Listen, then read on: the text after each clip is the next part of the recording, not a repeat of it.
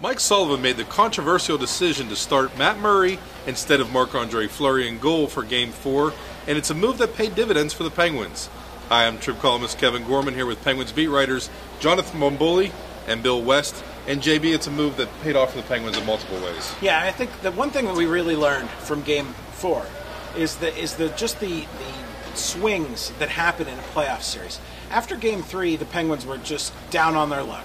Their defense was injured. It was, running out of steam. Their goaltending was a question mark. They had a goaltending controversy. The Senators everybody was penciling them into the Stanley Cup final.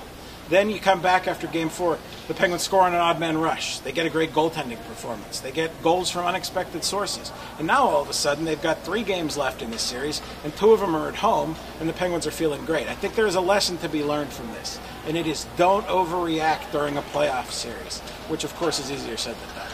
And Bill, when speaking of overreacting, good night for the defensemen in some ways, bad night in others. Yeah, absolutely. The blue line did a great job in Game 4 of really staying calm the whole way through. Olli Maatta gets his first career goal, smiles a little bit, then gets right back to business. Brian Dublin gets his second goal of the season on a lucky bounce. Same thing, he does great about it. Chad Ruhwedel suffers a concussion. They played most of the game with 5 defensemen. They worked through it. The blue line has had to answer a lot of questions in the playoffs. I think there's a lot of doubters right now that say, how can you proceed without Chris Letang? How can you proceed without Justin Schultz?